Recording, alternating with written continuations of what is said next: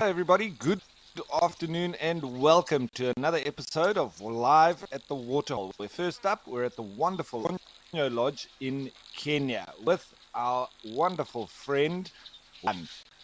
My name is Ralph Kirsten, and what does the bush hold in today? Well, you'll have to sit back, relax, and watch as the animals come down to quench their thirsts and cool off. And as always, please don't forget that this is a live and interactive experience, so we'd love for you to jump on board with us and send us through your questions and your comments. You can do that by going on the Wild Earth website and registering. You can also join the conversation on X, formerly known as Twitter, using the hashtag WildEarth. What is it that you'd like to see? What would you like to chat about? Whatever it is, wildlife related. And there's also the QR scan, if you're that way inclined, or how to use that.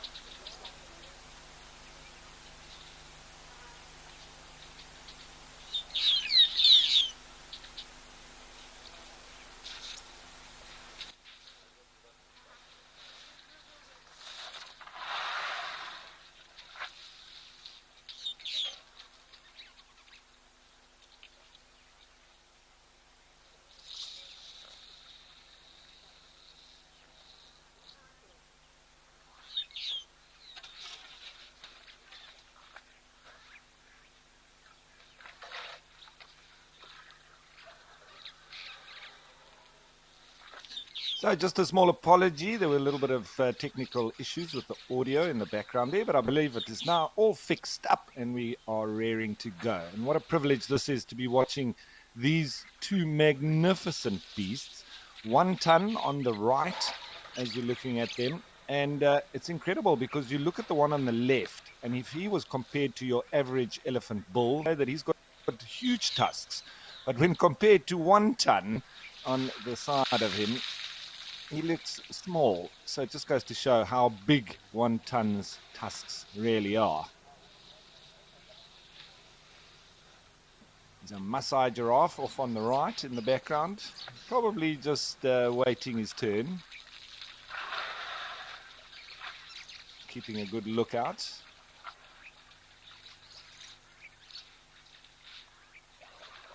I think we can make out Mount Kilimanjaro in the background there, off behind these elephant bulls. A little bit hazy, but almost a clear view on it.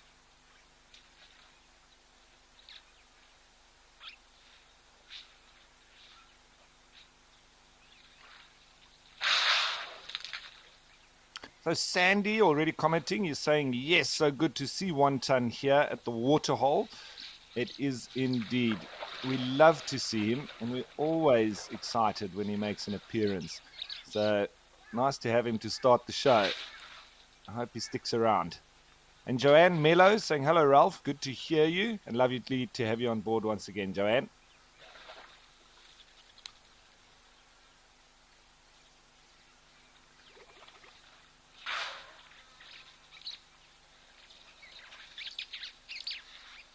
Lots of birds around as well. I would think that those are the starlings, the wattled starlings outside of breeding plumage. There's been lots of them around recently.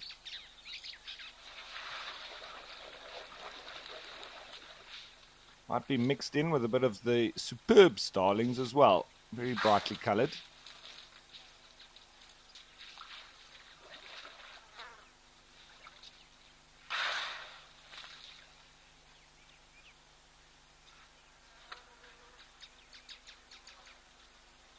A few zebra off on the right as well. Not enough of them to be able to push these elephants back just yet.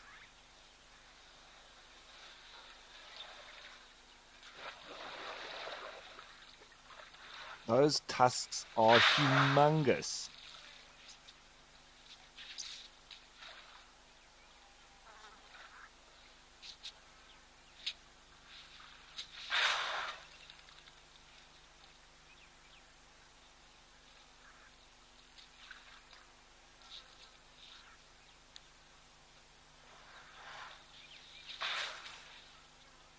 And I truly hope that 1 ton gets to spread his genes a lot around in this area and we get lots more big tuskers in the future.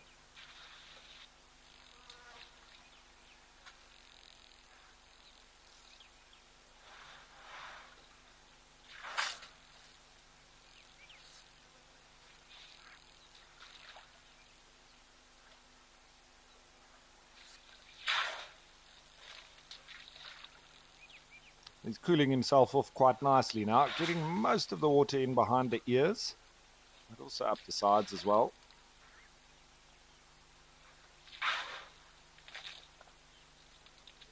And I would say it's hard work carrying those tusks around all day, every day. Will make for very strong neck muscles, I would imagine.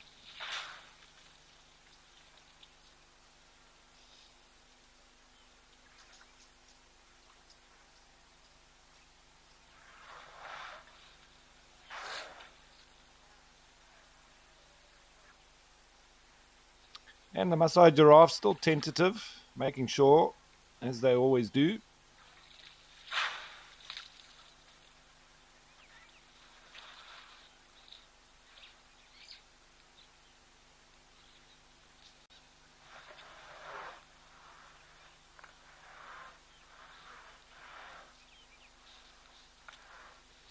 Is that it from 1 ton? Looks like he might have had enough.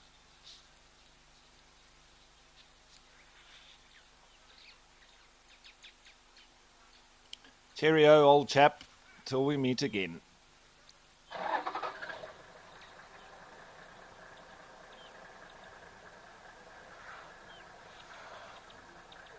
think I just heard a safari vehicle starting up. They were probably coming in to watch 1 ton, just like us.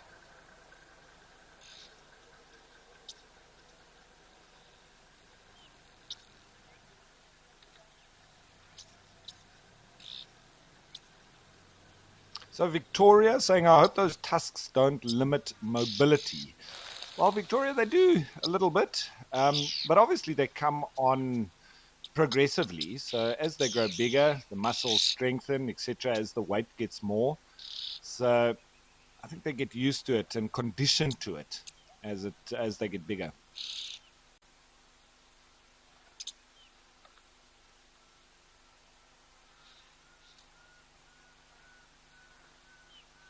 And Sandy was saying, I love it when he shows up. Amazing how long those tusks are. It's incredible. And obviously why he's so famous as well.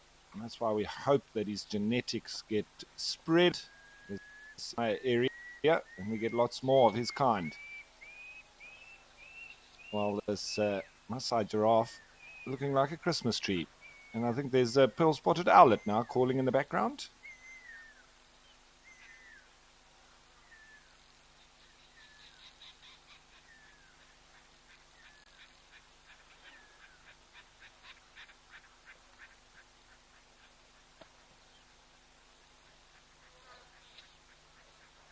Red-billed oxpeckers hard at work, while the giraffe now starts ruminating.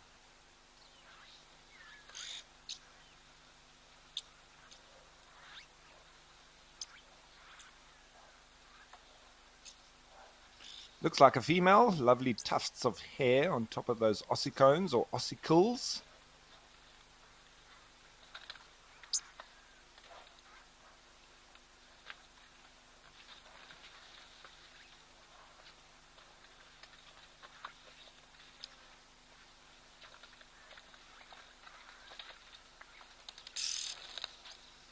And it's quite interesting with giraffe that those ossicles or ossicones are actually detached from the skull because they are present when they're born, but they're detached from the skull, and so they lie back against the sort of back of the head when they are born. It obviously makes for easier passage in the birthing process. And then after about a month or so of them being born, they start to attach to the skull and then start growing up like they are now as an adult. Whereas the likes of the horned ungulates and antelope, they don't have horns when they're born and they start growing after that. The giraffe actually have the ossicones when they're born, but they're not attached and lie flat.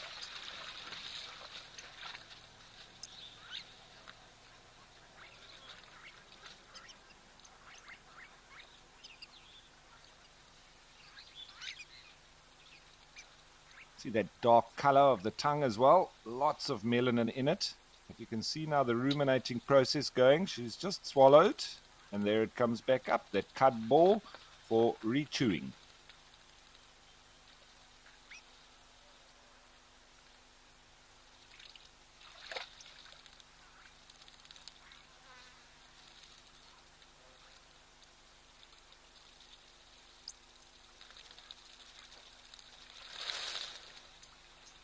So Danny asking about the giraffe's tongue and if there's any benefits to it having lots of melanin. So yes, Danny, it's very important for them to have lots of melanin in their tongue because they use that to pick off the leaves of the trees that they feed on. So many hours a day spent with the tongue out in the hot African sun. You can imagine if it was pink and didn't have as much melanin as it does, they would get very sunburnt on their tongue. So I think it's probably evolved as their behavior evolved to feed on the trees and having their tongue out so much, slowly but surely, the melanin becoming present in the tongue to sort of protect them against the harmful effects of the sun's rays. Now we see the zebra have taken the chance after the elephants have left. They're in for a drink. Maybe the giraffe will come in now too. They've also got to have very thick skin on the tongue as well because they do like to feed on, and their favorite food is the little leaflets of the acacia trees, now known as Vachellia, but most of them are full of thorns as a result of this predation from the likes of giraffe.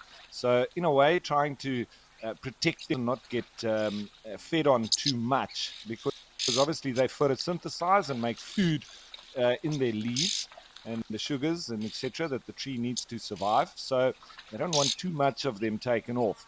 So it's sort of this tit for tat in evolutionary history between the trees trying to protect themselves against the predation from the likes of giraffe, and then the giraffe getting adaptations to work against the thorns. So it's a constant fight between them.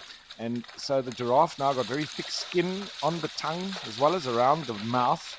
And so they don't bother too much with the thorns anymore.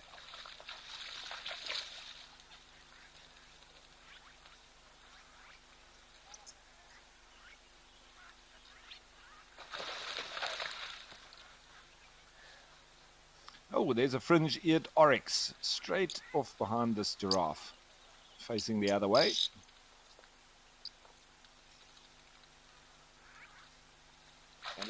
And lots of starlings coming in now.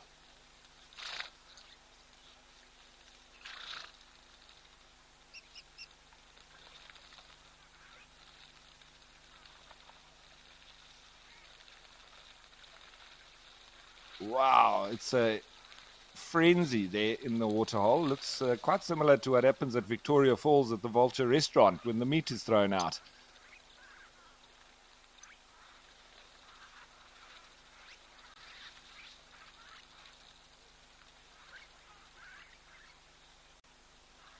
There's a bit of a clearer bricks. And here are wattled starlings. And I say outside of breeding plumage because you wouldn't think that, they don't have wattles now, but they only get them and this little headpiece, a black headpiece, during the breeding season. But now they look quite bland.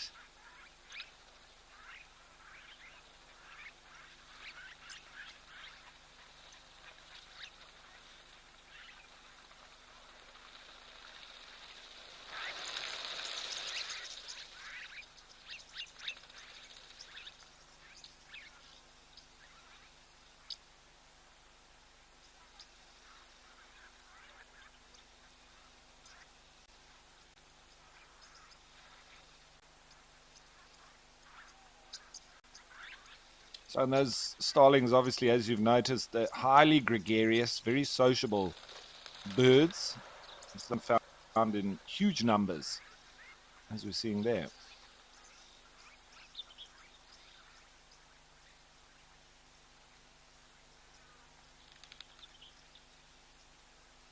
You see this fringe-eared oryx, they've got sort of these extended ears, and that's hence where they get their name from.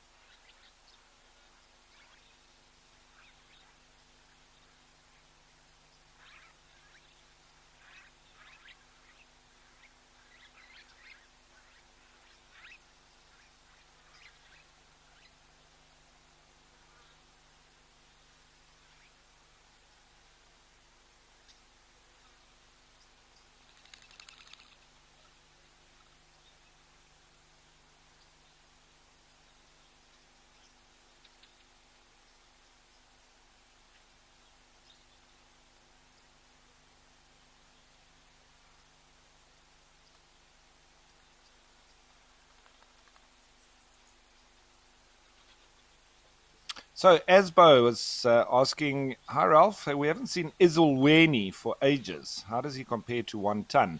Now, Isolweni is one of the big tuskers in the greater Kruger Park, and he was often seen on pridelands. So I would say that Isolweni doesn't quite compare to the size of 1 ton. And I'm just estimating because I haven't obviously seen 1 ton in person. It's only from what we're seeing from these pictures and from the Africam cameras and the dam locations. But I would say that 1 ton is a bit bigger. His tusks are definitely longer than Isolweni's, but that's not to take away anything from Isolweni. He is also a big tusker in his own right. But I think just comparatively, I think 1 ton is slightly bigger.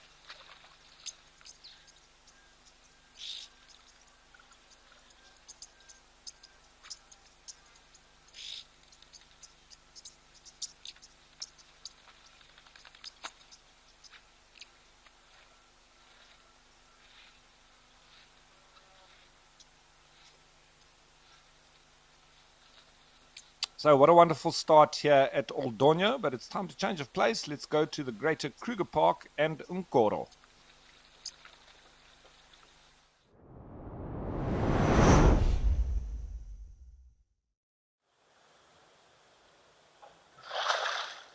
Where we have ourselves a hippopotamus with a grey heron. This is a bit of a shallow pan for a hippo. Not going to really be cooling down too much. Luckily, it's winter, so it obviously won't be getting as hot as in summer. But I wonder what he's up to.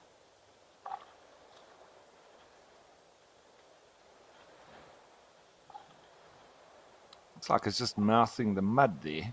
I wonder what's going on.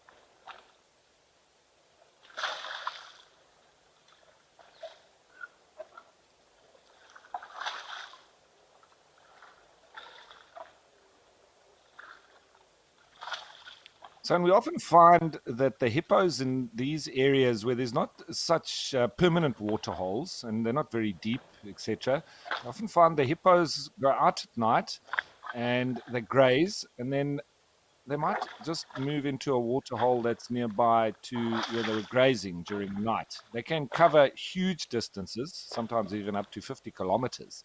Um, but then they don't always return to the same water hole. And I think that's probably what's occurred here. Lovely grazing in the area around Nkoro. Maybe this individual hippo just decided to take up refuge here for the day.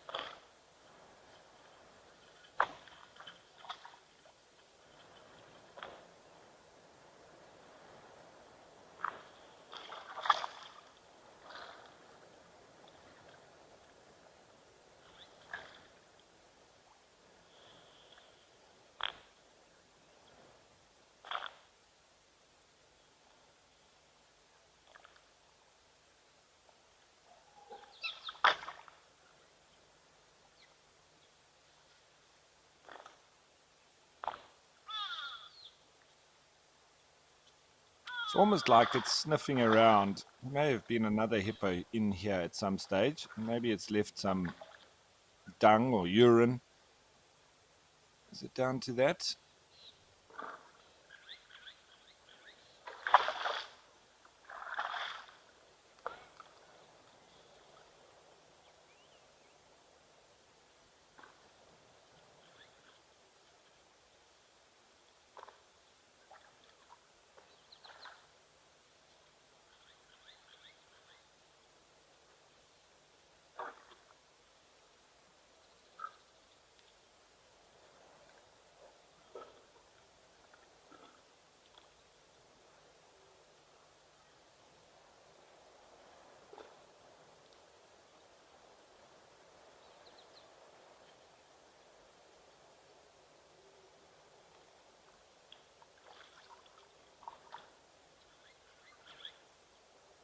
So, in the grey heron, obviously moving off. We see there's some fish rising there. So, there's food around for it.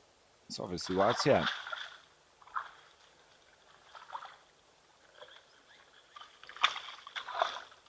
Looks like the hippo might have a bit of grazing in mind.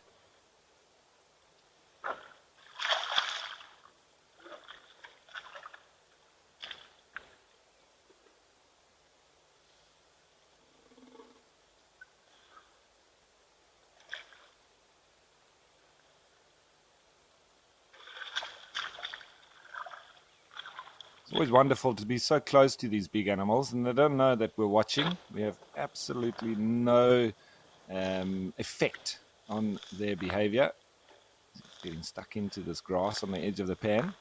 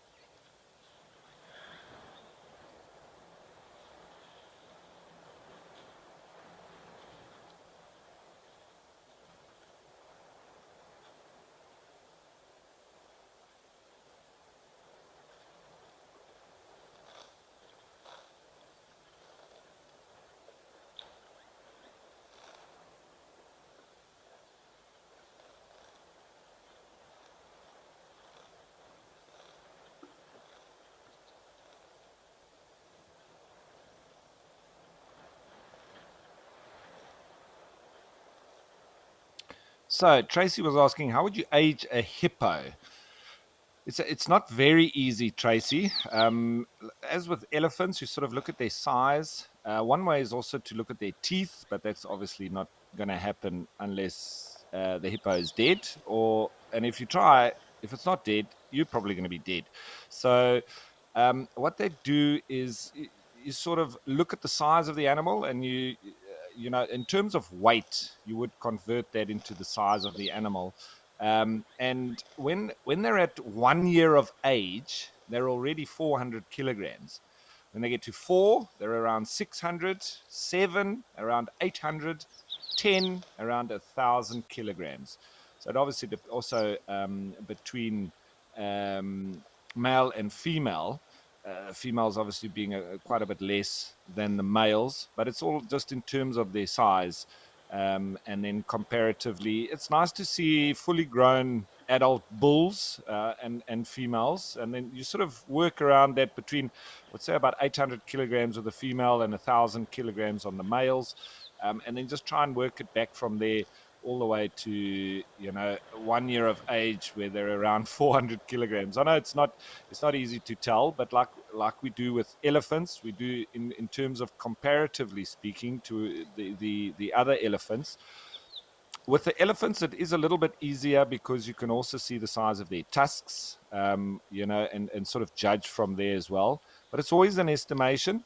But that's a nice way to sort of work it in terms of 1 year, 400 kilos, 4, 600 kilos, 7, 800 kilos, and 10, around about 1,000 kilograms. And these are all obviously generalizations. And also then you would use it as an estimate. So I would say that this individual is most likely between 4 and 7 years of age.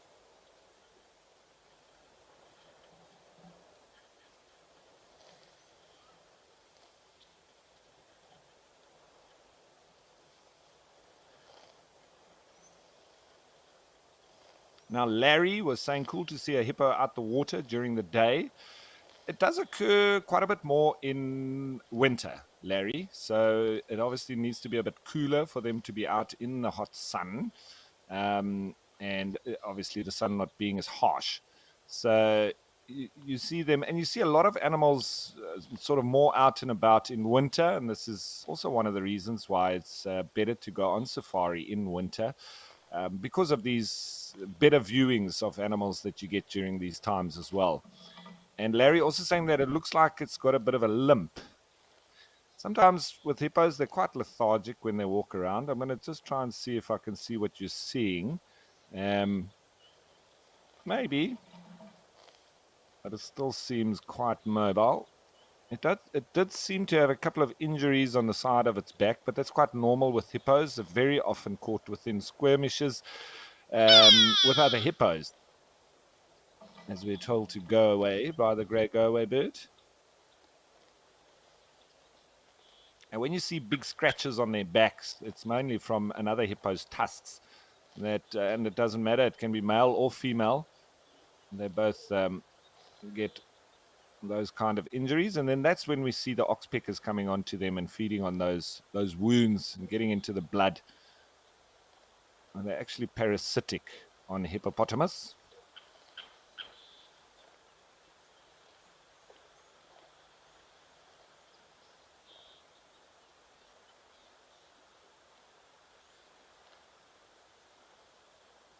Is it this right front leg that it's maybe a little bit tentative on? Looks like it might be.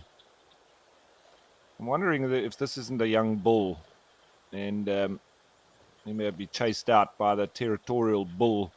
That's why he's found himself in this little pan, or near to it anyway.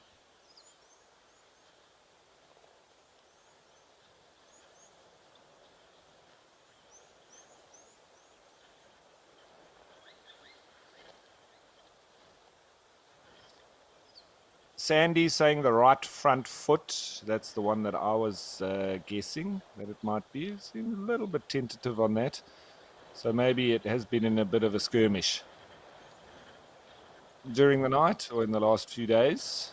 And Mercedes Being said, rude bird. Yes, grey go-away birds are rather rude, aren't they? Always telling us to get out of there.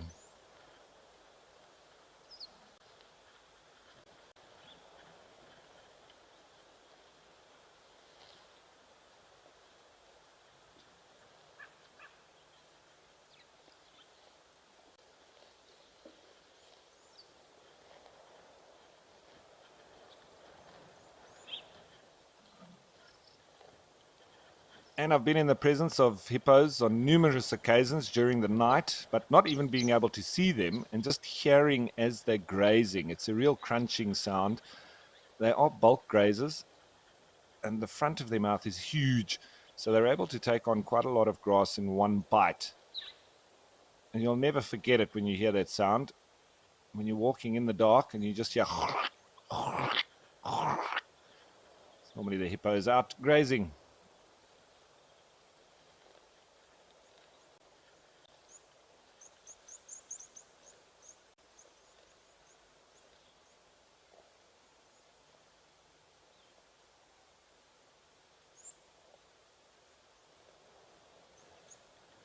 So Olivia's asking, how long are hippos able to stay out the water for? Now, Olivia, the reason why hippos actually stay in the water is because it's not necessarily that they get burnt by the sun. They've actually got quite a good sunscreen that they have quite an oily secretion that helps them to protect against the sun. It's more so for thermoregulation. They aren't able to regulate their temperature very well. So when it's extremely hot, they suffer and can even fall foul to heat exhaustion. So they stay in the water when it's very hot, and then they'll come out when it's cooler, and they'll also sun themselves when it's very cold as well. So the last few days, the temperature has dropped quite significantly in South Africa, and I would imagine that the hippo is quite comfortable now out in the sun. Maybe it was quite cold last night, so it was maybe even shivering to keep warm. And now that the sun's out, more comfortable. And that's why you very often find them out grazing in winter, because it's not comfortable at night. It's actually too cold for them. And so now they're more comfortable, and they can spend hours out of the water. They generally head back to a waterhole if there's any kind of danger. And that's why it's of utmost importance when you're in areas where there are hippos, especially if you're out on foot. You need to be very aware of not getting between the hippo and the water. This is when you have tramplings of people getting hurt by hippos outside of the water. It doesn't happen, but when there are accidents, and people getting trampled by hippos, it's because they got between the hippo's safe area, and that's the pathway between the hippo and the water. Most accidents, hippos killing more people than any other mammal. It happens in the water. People either boating or swimming or whatever it might be, but also not respecting the hippo's territorial space. So they'll very often warn you. They come out with this big yawn like behavior. And people go, "Oh, look, he's showing us his teeth." Yeah, but he's showing you his teeth as a warning. In other words, back off. You'll see it when the elephants come down to the water holes and there's hippos in the water, buffalo, any large animals that come to the water, and the hippos aren't happy with that. That's their territory. They start doing and showing their tusks, opening their mouths as wide as possible. And more often than not, the elephants and the buffalo just ignore them. But they're big enough. We need to, as humans, realize the warning that's been given to us and back off and give it its space. But that's where the mistake is often made. People don't back off, and they'll end up having their boat flipped over and the people snapped in half. The hippos do not eat people, they are purely herbivorous. So it is merely just a territorial thing, and them also, when you get between them and their safe zone, and that's between them and the water.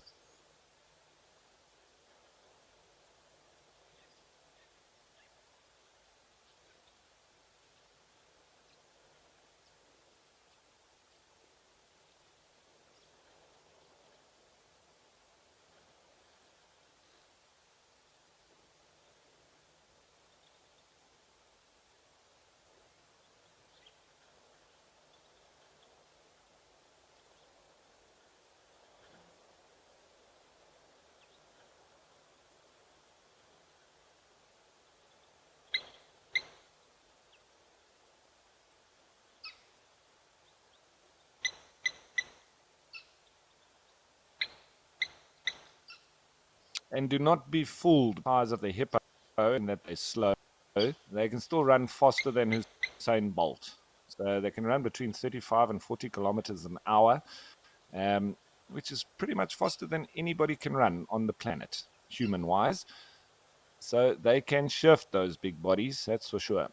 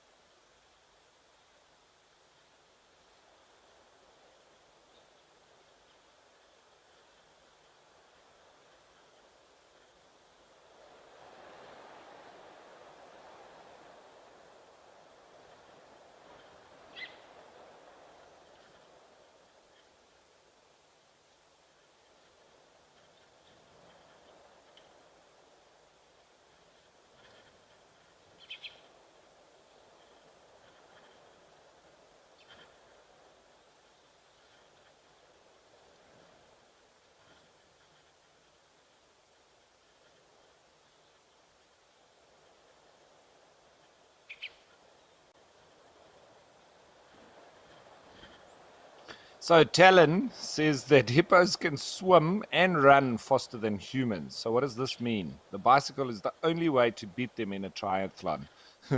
I like it, Talon. But I think once you get on the bicycle, you'll have some catching up to do because they'll be way ahead of you from the run and the swim. I'd love to see a hippo on a bicycle, though. Anyway, that aside, Catherine says I had enough close calls with hippos on foot, boat, and in the vehicle. They're terrifying. Yeah, if they're not in this kind of mood, where it's just relaxed grazing, which I've often encountered them as in this mood as well. They're wonderful, but I know what they can do, especially in the water, and had my own encounters with them too, Catherine. Yeah, definitely. I must agree with you.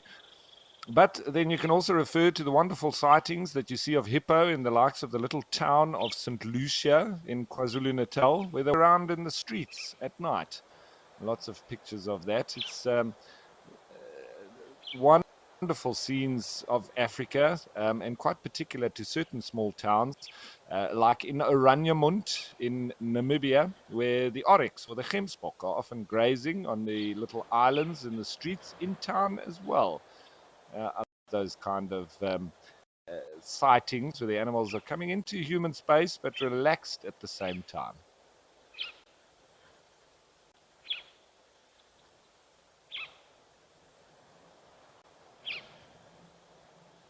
So Mercedes Bean saying, I wonder how they can run so fast when they're so big. I just think it's just down to their mechanics. They've got massive stumps of legs that they can carry themselves. When I look at some of the big rugby players, and I wonder a 150 kilogram human being still able to run faster than I would ever. Yeah, it's just incredible. I think it's down to all that, the muscles and everything that's part of their mechanics.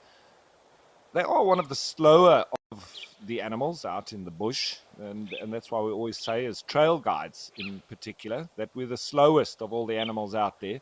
So whenever we get into trouble, we know and we need to accept that we will be standing our ground because we won't be able to outrun them. Only food runs in the bush.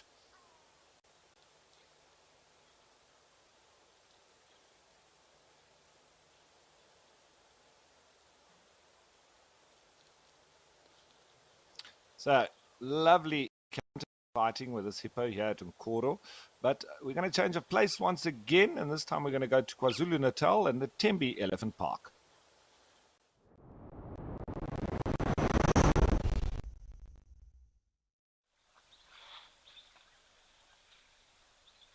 where who would have guessed we've got ourselves an elephant.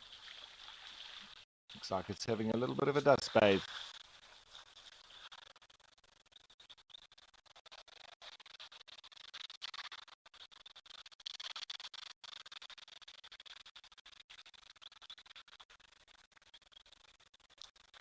Decent set of tusks on it for estimating this bull at. So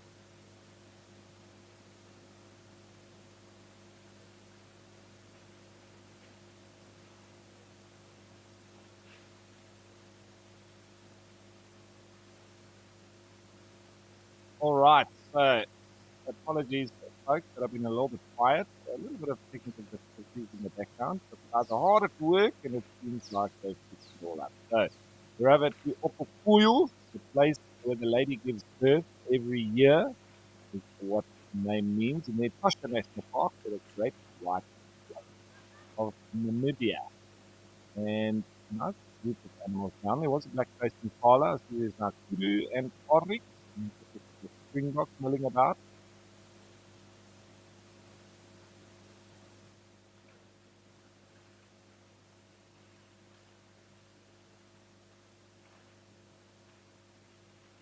Looks to be a little bit of a southeasterly breeze, or northeasterly breeze, I would say. The direction has shifted slightly, but it's still heading in an easterly direction, so it will still be very hot.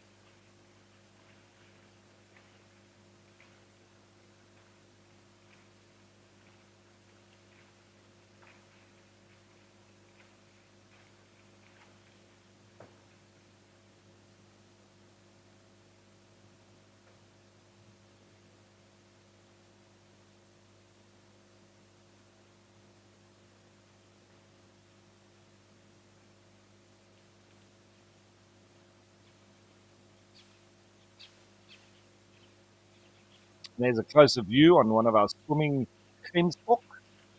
They love to walk into the water here. Oh, you see the one there on the right, it's only got one horn. Often see oryx with only one horn, it's from fighting with other males. Generally, you see there four female kudu in a row, heading off towards the Yellow Brick Road.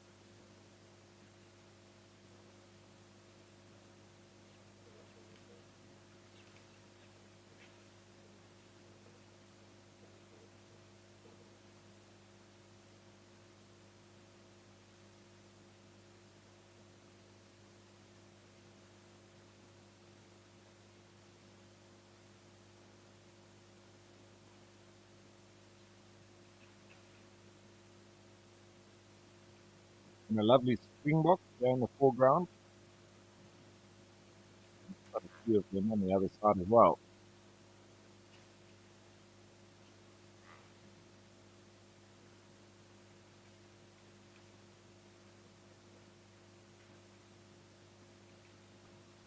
So Mindy Tillapore was saying that giraffe drinking is my favorite thing to watch in the bush. Yeah, it is a wonderful sighting when they finally do get down to drink. I think it's probably one of the most frustrating sightings when you see them here at Opokuyu. They start off in the distance there towards the tree line, and it takes them sometimes hours as they zigzag coming all the way down through here to the waterhole. And sometimes can be spooked by the likes of a dove, and they run off, and then they start all over again. I've had many guests that have been very frustrated here at this waterhole because they've spent hours waiting for the giraffes to come down, and eventually it doesn't happen at all.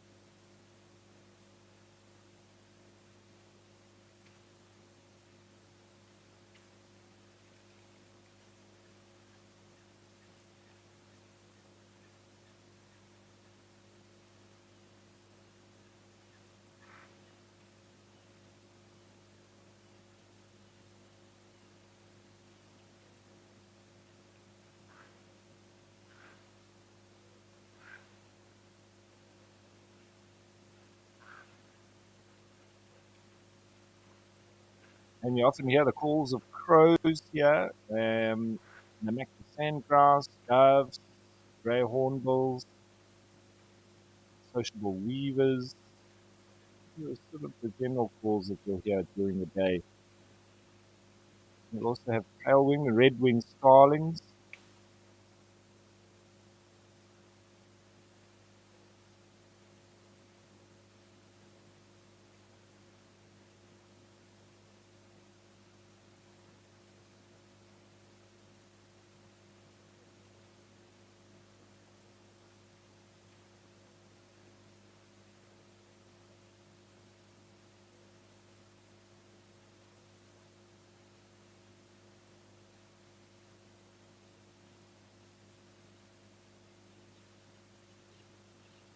Okay, looks like a lot of the animals now moving off. So I think we'll do the same, and let's head back to the Tembe Elephant Park.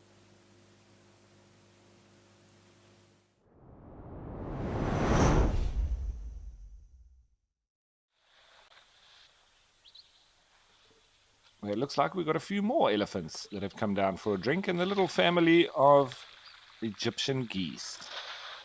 The chicks in front, they're quite brave, going in the middle of the elephants.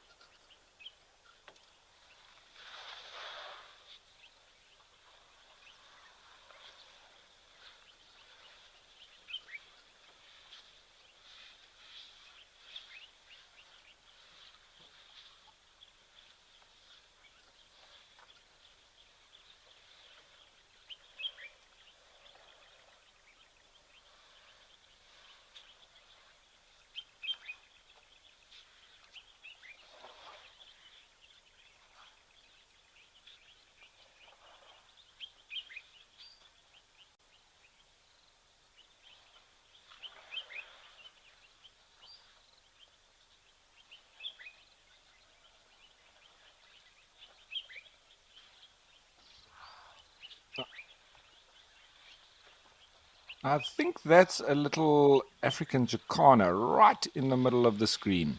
Nice to see them.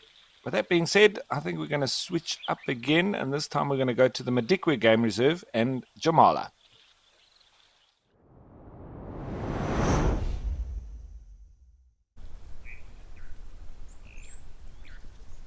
We actually haven't been here for a while, so it's nice to return. Looking very dry, but nice to see the elephants here coming for a drink.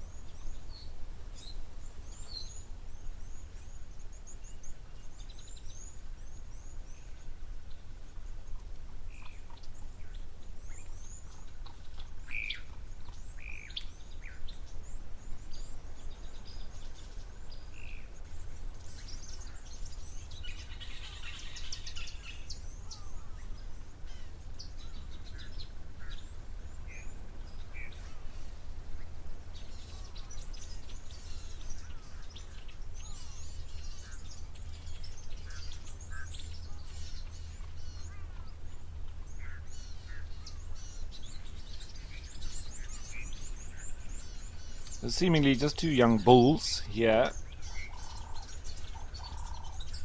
Nice and relaxed, just enjoying a drink.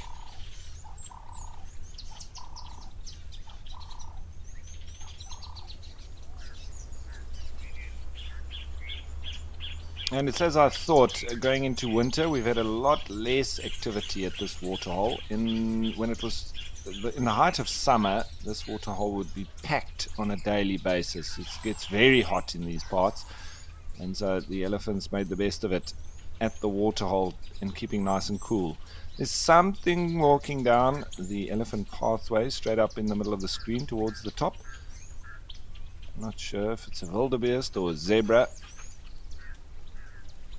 Looks more like a wildebeest now, I think.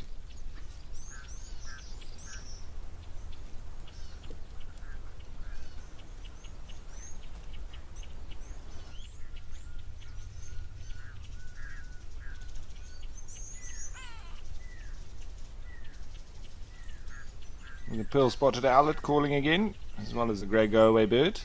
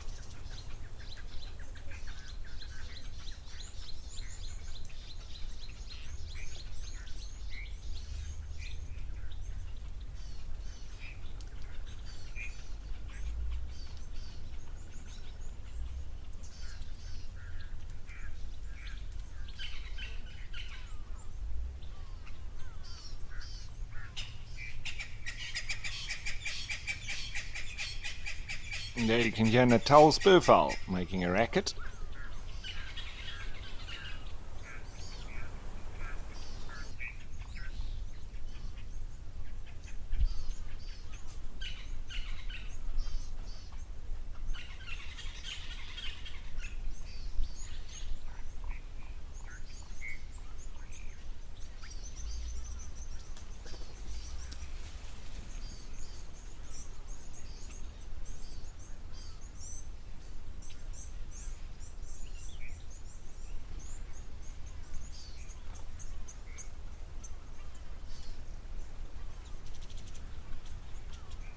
And that area where we just checked now is where the animals often come to get their mineral salts and feed on the dirt, what we call geophagia.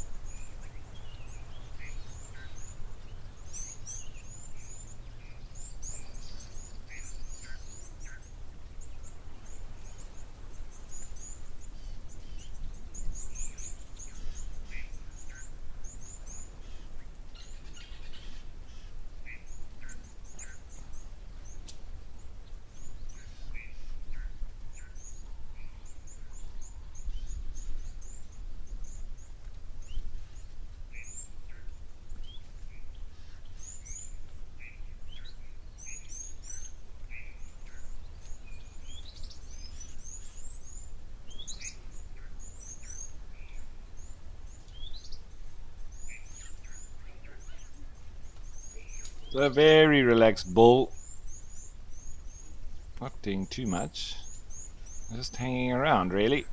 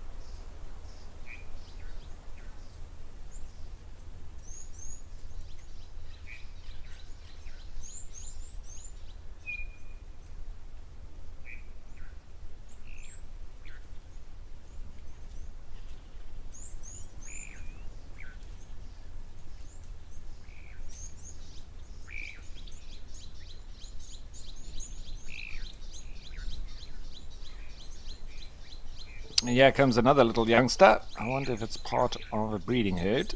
There's another shadow there, so there are more coming. Yep, here they come. Is it a breeding herd or just a number of young bulls?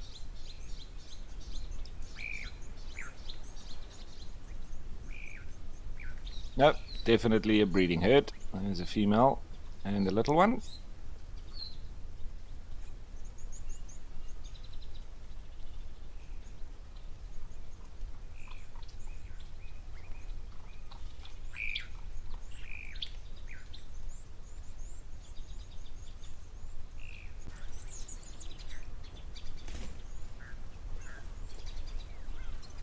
Here comes some more. Wonderful.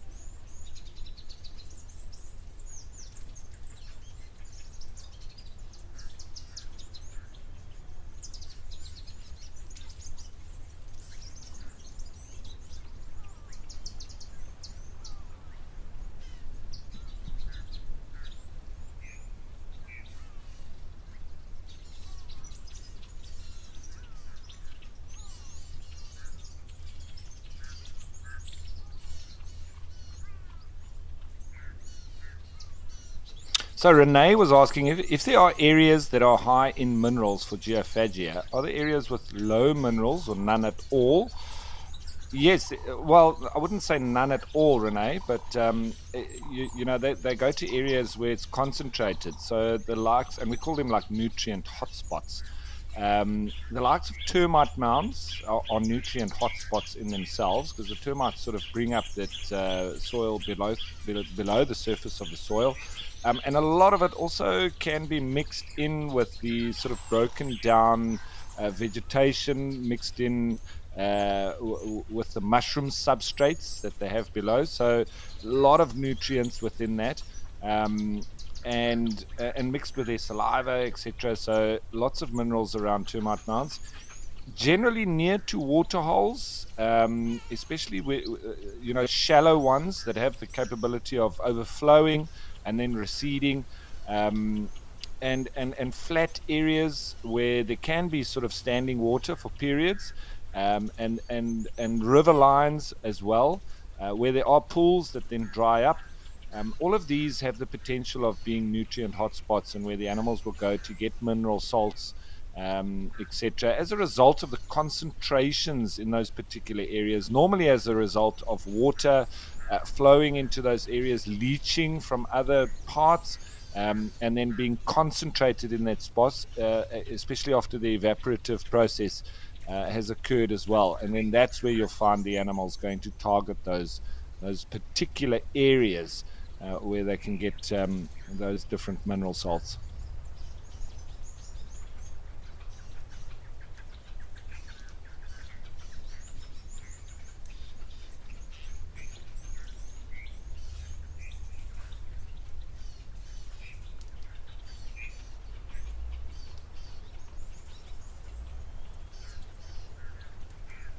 And yet more elephants coming. This looks like a slightly bigger bull. So you see that one younger one just backing off a bit, and so are the rest of them as well. I think there's that lone wildebeest that's made his way through. It's probably a bull.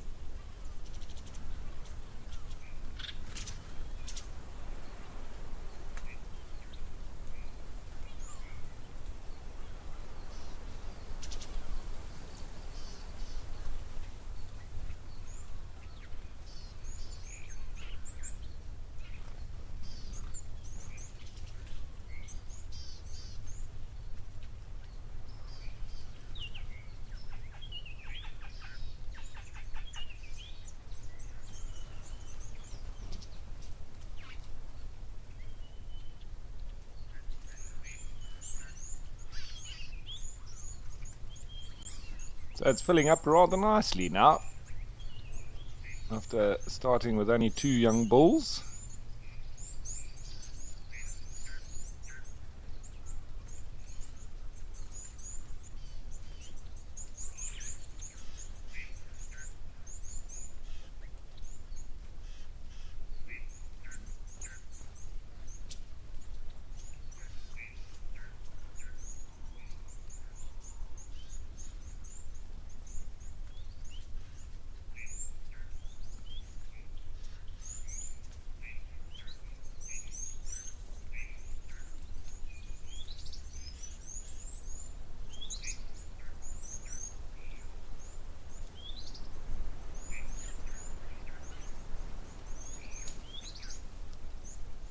You can hear little blue wax balls now calling too. Very high pitched little whistle.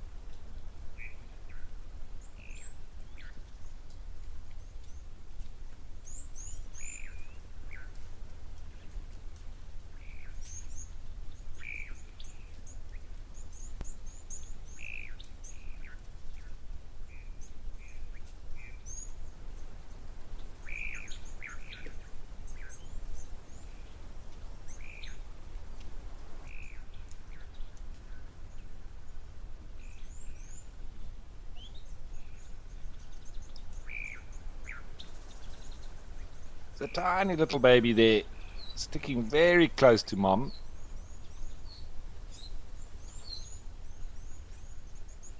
Always lovely to see.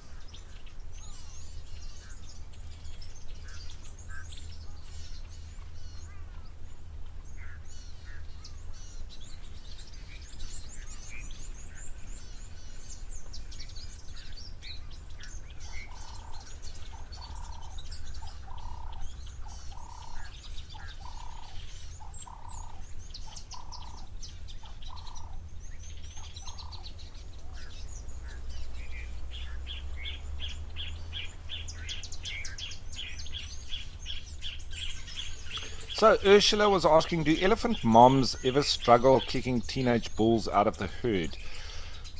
Ursula, yes, it is possible. It just depends on the sort of internal dynamics of the particular breeding herd. Normally, you've got a number of females of similar age. The kind of like bodyguards for the herd itself.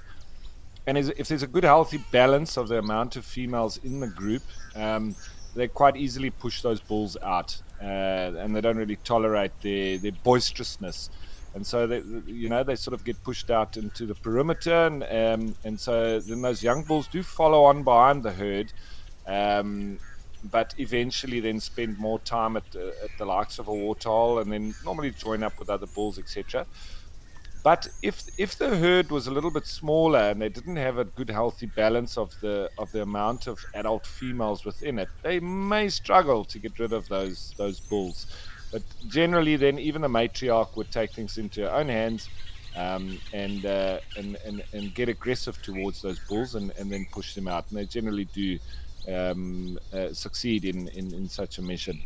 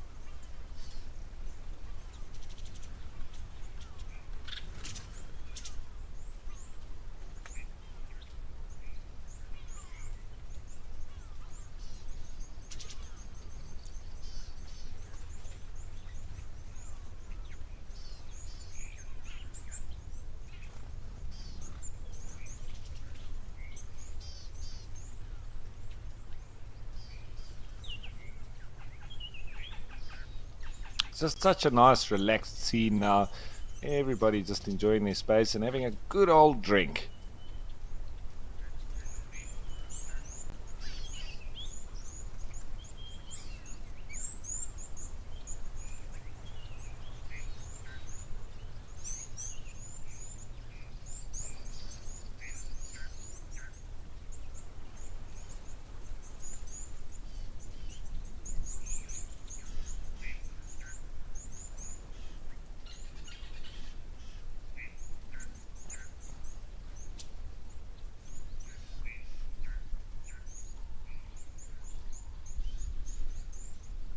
Is this now another group of elephants arriving?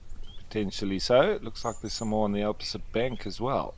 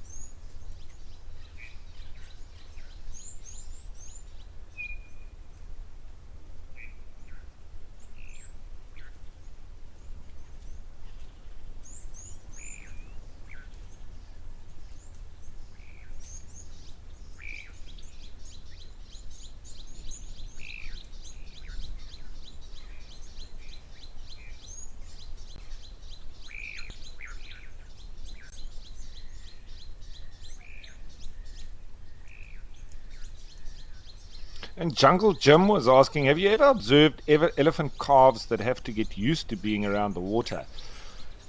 Jungle Jim, yes. it's obviously a foreign sort of thing for them after they're born, but they take to it extremely quickly. Um, and I think it's just because of the joy that you see from the breeding herd in general, that the youngsters, really feel comfortable at the water, and get excited about it themselves as well. There have been cases where I've seen youngsters get stuck in the mud, or even stuck in a waterhole, a concrete reservoir. And then obviously, I think there will be a bit of a fear of the water after that, because it's a bit of an ordeal. But the breeding herd rallies around the youngster, and get it to safety. So yeah, those are the only times when I've seen youngsters being a little bit sort of wary. You see that tiny little baby there now, it's just staying very close to mum. She'll lead it down to the water. And also, initially, they can't really use their trunk. So they have to actually lean down onto their sort of elbows to be able to drink water. I've seen them doing that as well.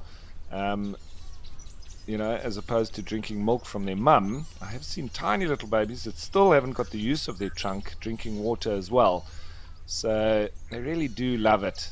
There's not much fear of it. I've seen them also a little bit concerned, obviously, where there's crocodiles. And the crocodiles do take some interest sometimes when they are little babies. But then once again, as soon as the herd realizes that there is a crocodile there, they rally around the little baby and normally keep it in shallow waters so that it's not able for the crocodiles to get to it.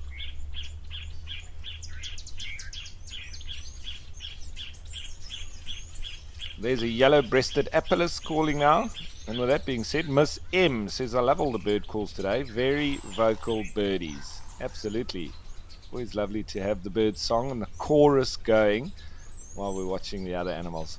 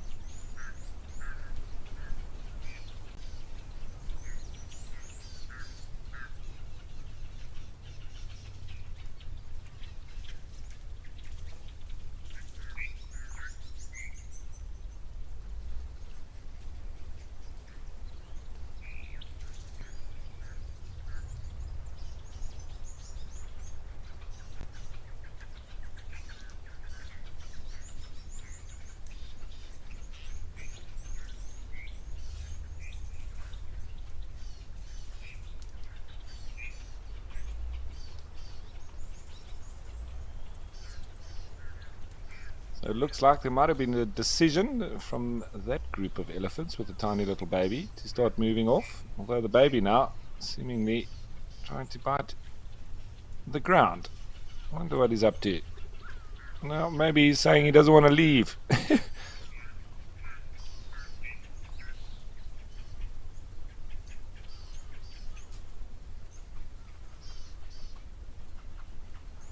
Is that a tantrum that he threw? Quite possible. They are prone to that as well. I think he doesn't want to leave, that's for sure.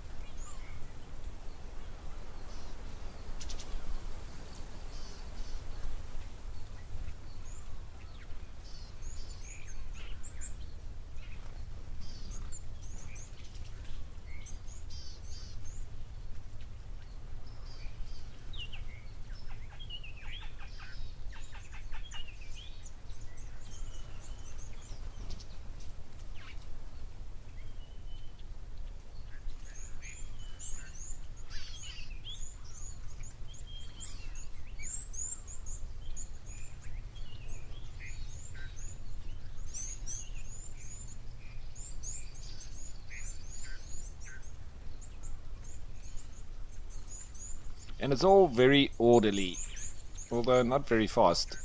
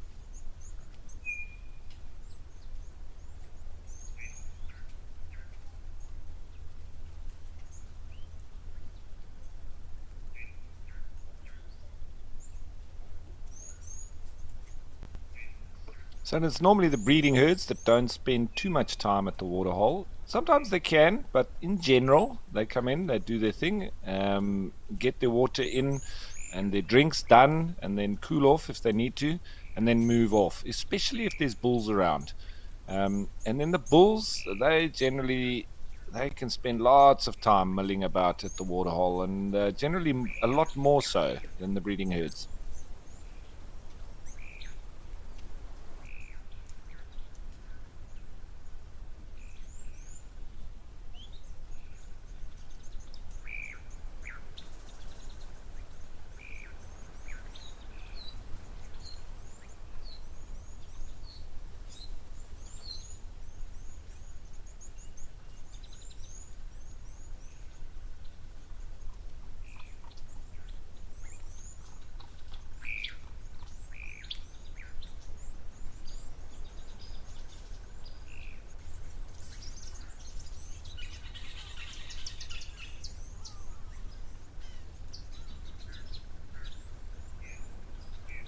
And a question coming in from Rita saying, did you see Kenyan research saying ellies give themselves individual names and can talk to each other by name? Is this for real? I hope so. Now, Rita, I've been looking at all sorts of research. There's a lot of research coming out of zoos in America. There's also organizations in Kenya. There's also studies being done in South Africa from all sorts of universities, etc. What is clear is that the elephants can identify individuals, and they have particular sort of sounds that they make for particular individuals.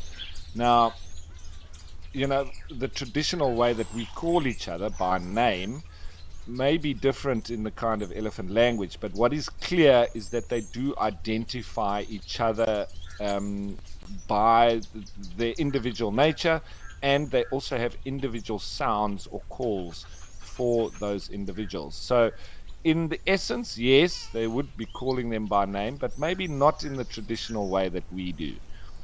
Obviously, our languages very different to the kind of languages that an elephant will speak. So maybe it's a little bit different to the way that we do things, but at the end, it would be identifying an individual. So yes, I do believe that this is 100% real. It seems there is real, actual evidence of this, where they're seeing an individual sort of make the same noise when a particular individual, is recognized. So, but whether or not they put sentences together like we do, I'm not so sure. But as I say, what is evident is that they can recognize and can speak to those individuals or of them with those particular noises assigned to individuals.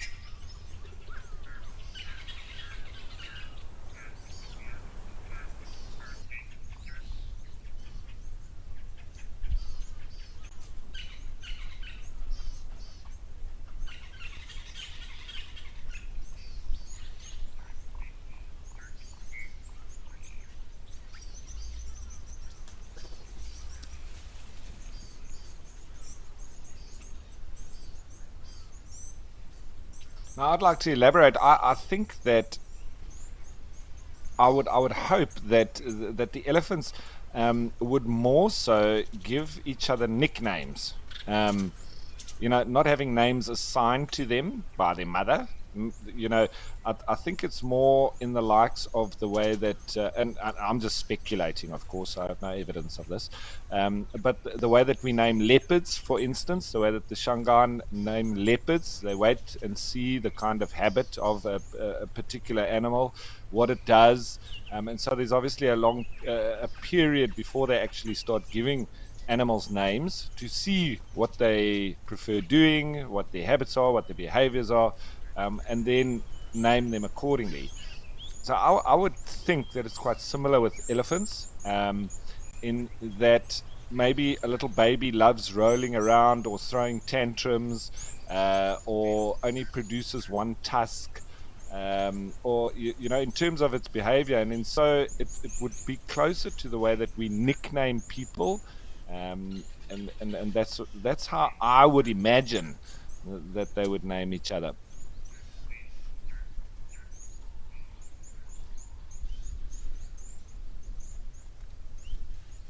Looks like there's a little bit of a standoff here between these two. Maybe the youngster just sizing this big boy up.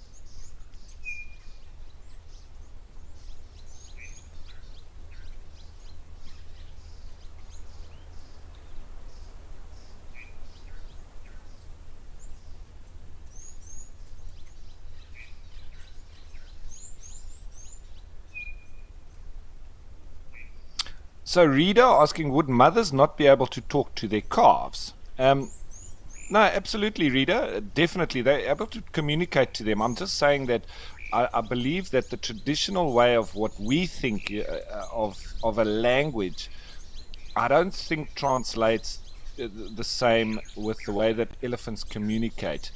I'm not quite sure that they string sentences together like we do. I think it's more a simplistic kind of language where there's more sort of just identification of things or characters or moods or weather conditions or waterhole positioning. Um, I'm not so sure that they get into as much detail as we do about irrelevant things. I think they're more on point and more about their surroundings than we are with our descriptive sort of adjectival language of explaining things. I think they're more in tune with nature. And I don't know, it's quite difficult for me to explain what I'm trying to say in the simplistic, being the more effective way of communicating. And so with their communication, I think it's more direct and to the point, and not elaborating the way that we like to do as humans. I think a much more simplistic language that is more effective and useful for them as a species. Whereas we get confused in the way that the interpretation of different ways. If you write something down, people could interpret it 5 different ways. But I think with elephants, the language is so simple that it can only be interpreted one way. And that would make sense in the way that they need to survive out in the bush. Um, and and being more direct and simple like that is much better for all of them to understand.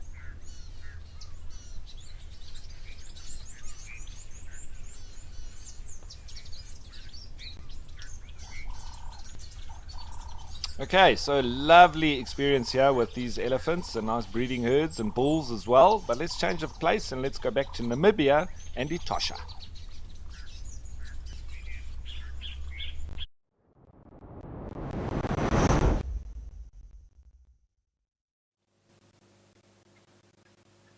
With a nice big elephant bull taking himself for a dip. One, always lovely here, especially at this time of year. And as we go forward into the next few weeks, we're just going to have more and more animals at Waterhole.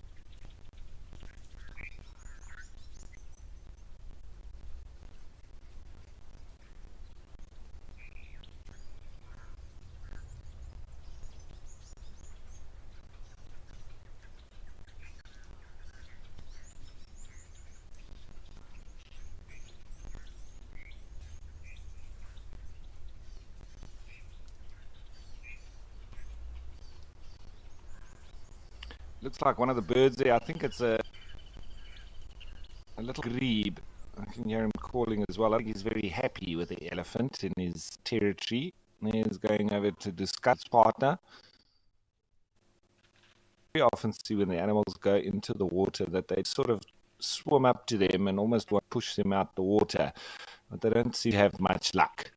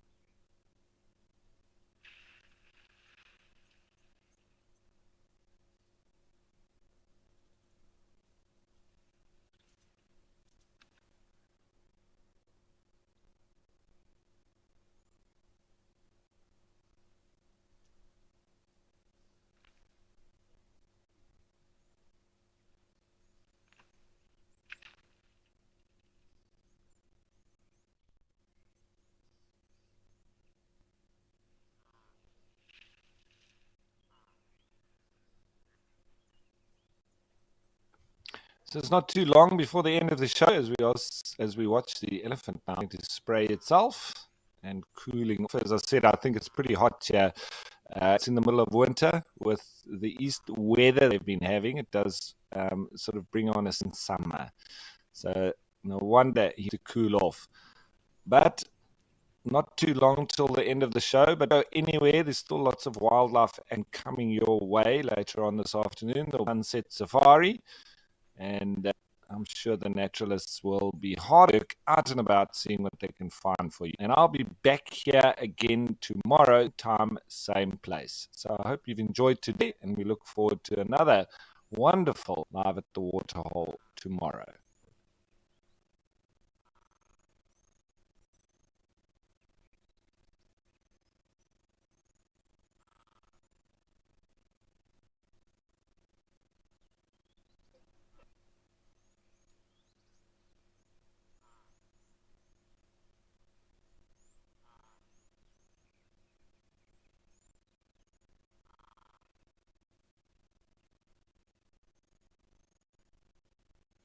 Posting this Live at the Waterhole show. It was great today. Take care. Same to you, Dark Light, as well.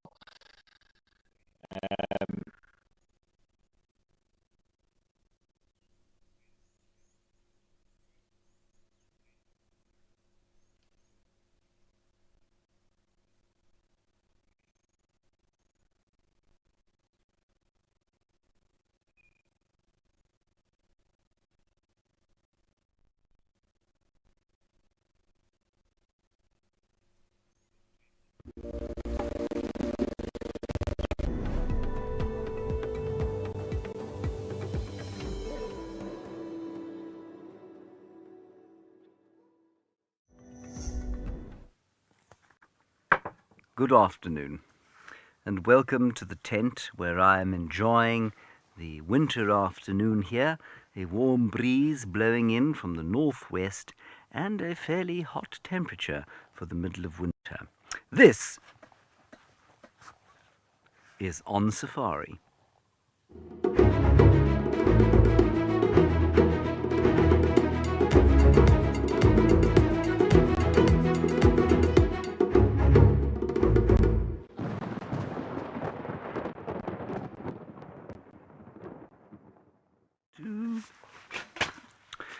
Please do talk to us during the course of this show. You can do that using the hashtag WildEarth on Twitter. Alternatively, you can use the chat stream on YouTube or on our website. Why are you giggling? You are not. Good. On camera in the tent today, we have got oh. There we go. That's his thumb. Okay, and if you're new to this and you're wondering who this imbecile is yakking at you from a tent somewhere in the wilderness, you're watching our highlights show called On Safari. And we're going to look at some highlights. You'll be surprised to know from the last 24 hours. We might have a little look at the microscope and check in on our stingless bees during the course of the show. Okay, we've only got two locations running at least one location running at the moment. That's here at Djuma. Cedric and I have been out the last day. Let's find out what we saw on the first clip. We have made our way to the den site with old Ribbon. As you can see, she is now just all lazing around here. And we are still waiting very patiently and in anticipation to see if we can find or see any little black hyena cub heads popping above the lip of the entrance to this den site. We just had the cub in frame. Right, he's coming out again. Coming out again. You can just see the top of the head. We just saw one cub. Here it comes. Come on, show yourself. Come on, little one.